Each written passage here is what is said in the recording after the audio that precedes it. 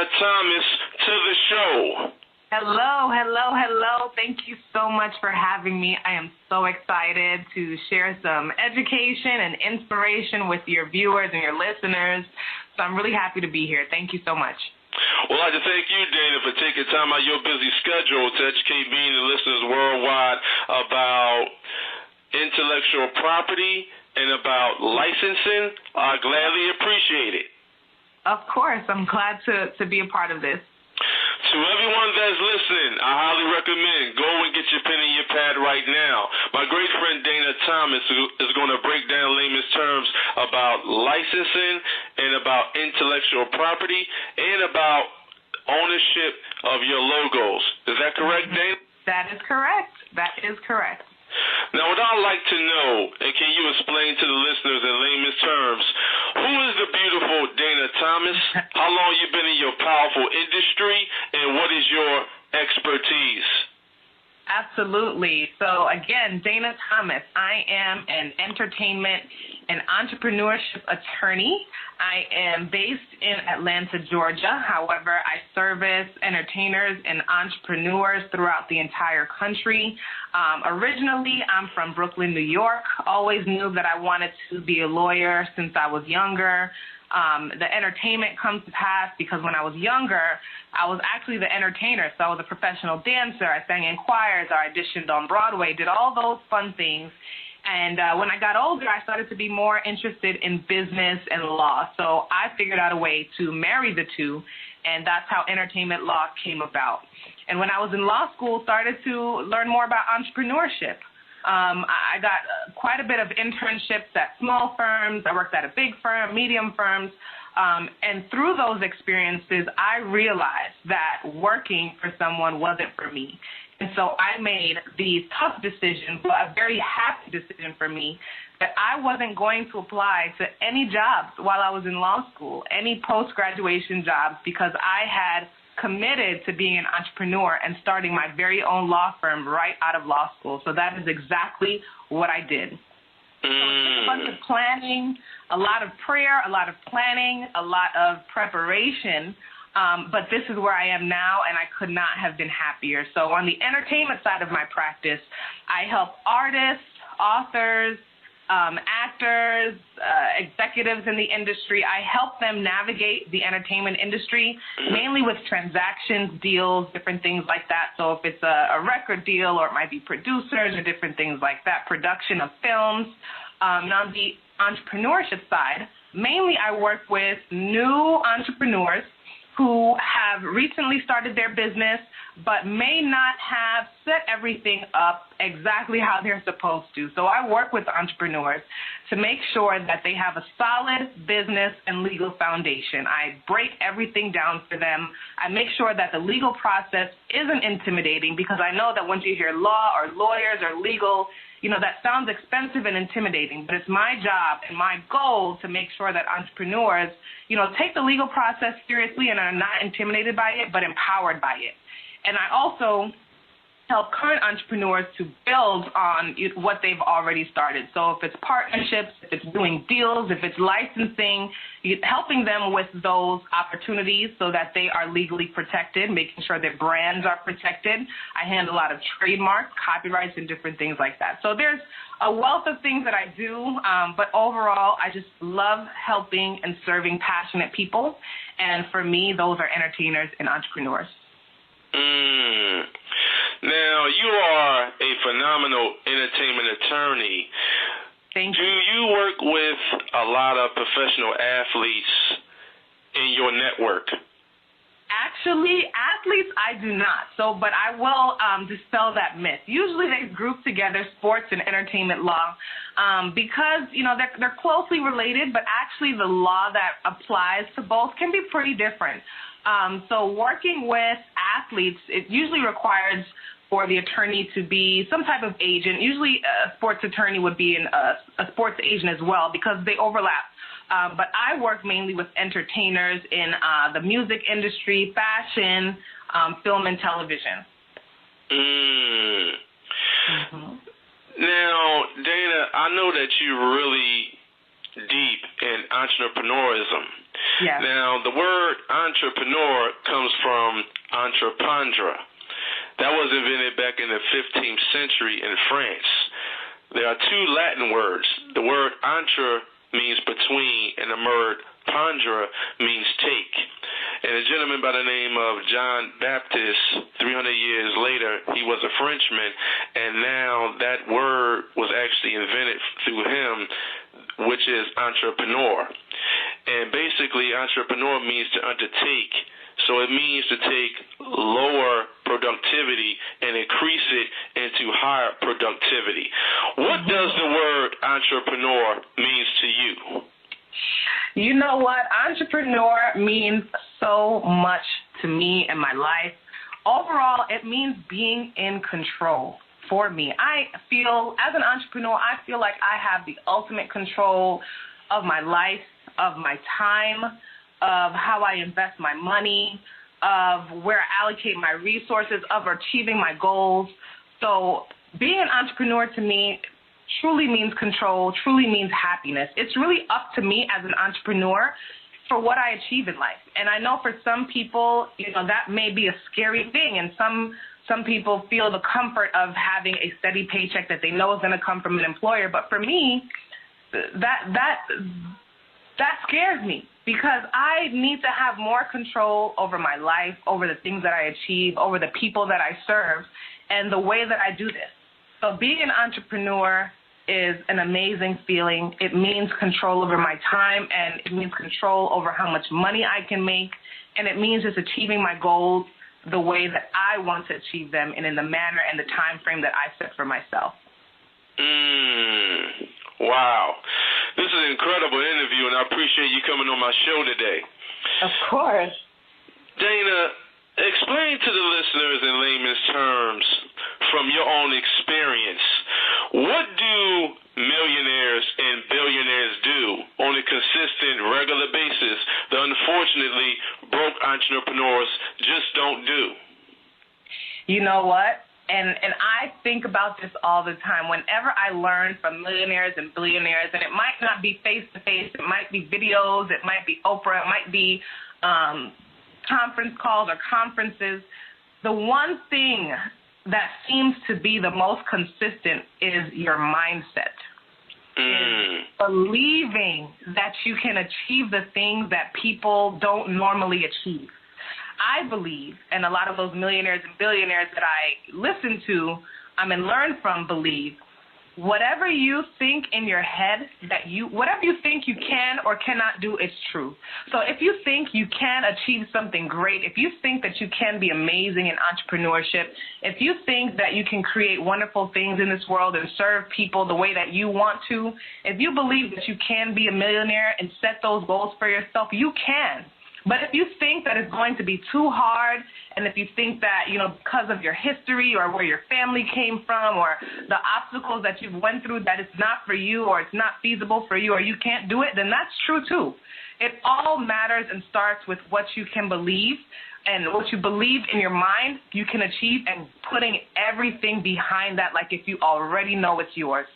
And that's something that's been consistent for very successful people. Wow. You have to go after it. Dayna, let's talk about delegation. Now, I know the minimum wage of a millionaire is around $524 an hour. So I always tell my listeners, what can you delegate for $524 an hour? Or they can actually go beyond that. What can you delegate that's within your current budget? How important it is for entrepreneurs, authors, speakers, and seminar leaders to delegate tasks out that they're not currently good at, so they can just focus on increasing their revenues in their businesses. Absolutely. You know what's so funny is that delegation is probably one of the hardest things for people who are inherently entrepreneurs to do, but it's one of the most important things that they need to do.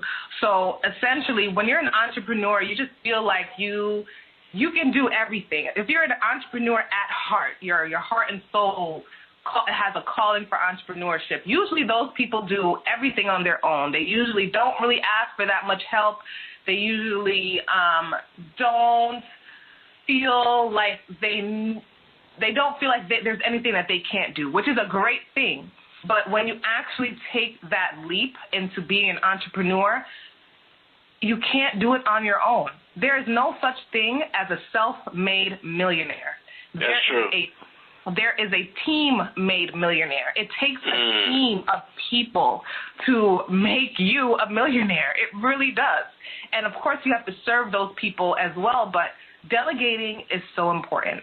And the thing is, when you're an entrepreneur, you have to spend time doing and perfecting and educating yourself on the thing that is making you the money. So me as an attorney, I'm an entrepreneur and an attorney. But what makes me money at this point, of course, there's different things that I have my hands in, but for the most part with my law firm, what makes me money is serving my clients, doing contracts, going with my clients to meetings when they have deals on the table, different things like that. And so if I am spending hours of my day revising my website or trying to do my own accounting, that is taking time away from what is making me money. Of course, it's important to have your marketing and branding done well. Of course, it's important for accounting to be done well. And many times as new entrepreneurs, we feel like we don't have money to allocate for that, but the truth is you can't afford not to. It takes a team to build a successful entrepreneur and to build a successful business. The more time that you take away from the things that make you money, the less revenue you'll have and the harder it will be for your business to be successful. So delegation is key. Wow. You mentioned that phenomenal word, revenue. So sales is the avenue to more revenue? Yes. So ultimately, of course, the goal for for entrepreneurs, it might not be the main goal, but it has to be a goal, is to increase your revenue. And the way that you do that, as I mentioned, is, you have to be great at your craft. You have to continue to educate yourself. You have to understand marketing. I'm not saying that, you shouldn't understand accounting or you shouldn't understand marketing. You should understand all of those and have your hands in it. But as far as spending most of your time trying to figure it out instead of doing what makes you money and brings in the money, that can be a hurdle for some entrepreneurs. But yes, absolutely, revenue is important. Even if it's not number one as an entrepreneur, it has to be there because there's no way that you can do what you love to do if you can't financially support yourself and your business. You just mentioned that powerful word, marketing. Can you explain to the listeners what is your definition of marketing and what does marketing mean to you? Absolutely. So I have a unique definition of marketing, but it's simple. My definition of marketing is getting people to do what you want them to do. That, to me, is marketing. And so when we have businesses, we may want, and it depends, you might not want everyone to buy your product or service. You may just want them to listen to a video or download your free ebook or come to an event that you're hosting. Marketing, to me, is all about getting people to do what you want them to do. Now, ultimately, that's not deceptive because the way that you get people to do what you want to do is by truly being genuine in the ways that you're serving them. So make sure that whatever that you're putting in front of your audience is something that's going to benefit their lives, and you're serving them and helping them to reach their goals and helping to alleviate the challenges that they're seeing in life. Because essentially any great business has to be solution-oriented. So when you're marketing, you have to know what your target audience is, which is the ideal person or client that needs what you have. And you have to figure out a way to speak to that person, figure out what that person needs, what would make that person's life much easier, that they're willing to pay for that service or pay attention to you or give you their email address, contact information. So what does that person need, and how can you provide them with what you need to get them to do what you want them to do in order to help your business grow? So it's really symbiotic. So would you say that marketing done right is the quickest path to the sale? Marketing done right is the quickest path to the sale. You know what? Marketing is key. in any business, it's key. I'm not sure if it's the quickest path, because I truly believe that your heart has to be pure in what you're doing, and it has to be genuine in serving the people that you serve. So marketing, yes, if marketing is done right, and to me being done right is being genuine in the product or service and the solution that you are providing. So yes, if you are genuine in your marketing, then people, will buy into what you're selling and buy into you as a person and what you're providing. People can see through. People can definitely see through whether someone's being genuine or not. So yeah, just be very genuine in your marketing and talk to people. Meet them where they are. That's the best way to get across to them. So once people like you, respect you, and trust you, that's when their minds are made up and they want to invest in you because you are the brand? Yes, pretty much. That is very true. And I'll give you a little story. Even for my law firm, I'm looking to expand my law firm, get a couple of associates over the next couple years. But one thing that I'm battling with is that I have been building my personal brand as an attorney, entrepreneurship, entertainment, branding, all of that. And so when people call my firm, they want to work with me, So make sure that you are building a brand where people know, like you said, know, like, and trust you. Of course, I think that can be a little obstacle. You have to be strategic in how you play that out, because if you get more employees or associates and different things like that for your business, people that reach out to you may want to work with you directly, which is always great. It's always flattering. But in order to grow your business, there has to be more people involved. So your brand is your promise? Absolutely. Yes, it is. Your brand is something that you have to ultimately protect.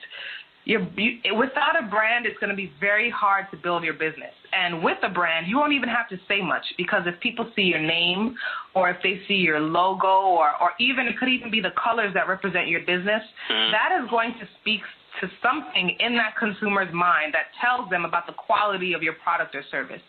So the stronger your brand is, the more the more reliability you can have for your business and your consumers, and the more that they'll trust you. So yes, branding is key, making sure that it's consistent. You cannot have a brand if it's not consistent. So on all your social media, it should be the same logo, it should be the same type of tone, the same colors and different things like that. Make sure everything for your brand is consistent, because that's the way that it can be built to be strong and trusted. So your brand is basically an outside-the-box promise that is being delivered. So your brand is your reputation. Is what do people think, feel, and say about you or your business. That is your brand. So if they think, feel, and say nothing, then you don't have a brand. Or your brand might be, inconsistency, which is not good for any business. So yes, your brand is ultimately your reputation, what people think about you, what people feel when they see you, when they hear you, when they see your logo, when they see your name. Experience. A brand is an experience. When you go to a certain restaurant, you know the type of experience you're going to get at McDonald's versus a 5-star restaurant. It's their brand. So yes, and every business needs to have a consistent brand. It takes work, and it takes time as well. I started building my brand as a lawyer in my first year of law school. I started a website, I started a blog, and I started blogging about different legal topics so that people would see me as a lawyer. So I take the most popular topics that was in the newspaper or in magazines or on TV, whatever it might be, in entertainment and in business, and I would write my opinions about them. Of course, it wasn't legal advice because I wasn't a lawyer at that time, but people online would constantly see me pushing out information about entertainment law, pushing out information about entrepreneurship law, to the point where I had people asking to be clients before I was even a lawyer.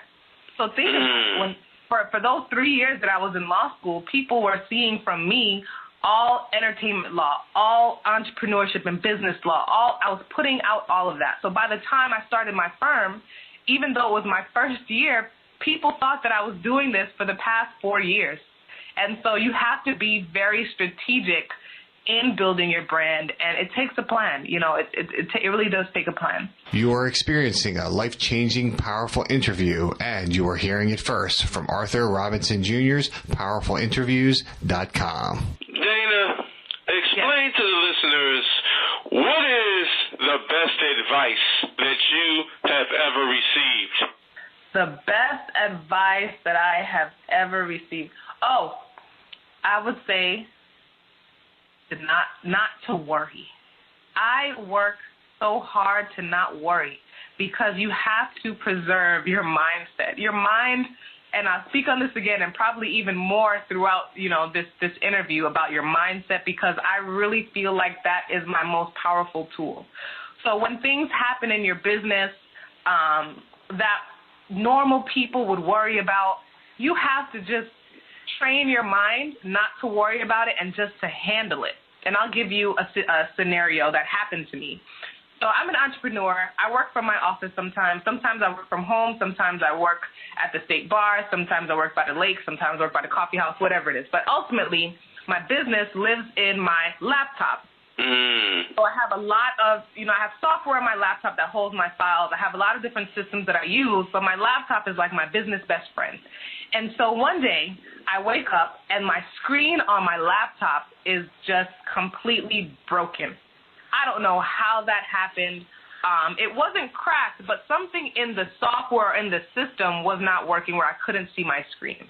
Now, normally, any entrepreneur or person would be completely freaked out about that, worrying about it.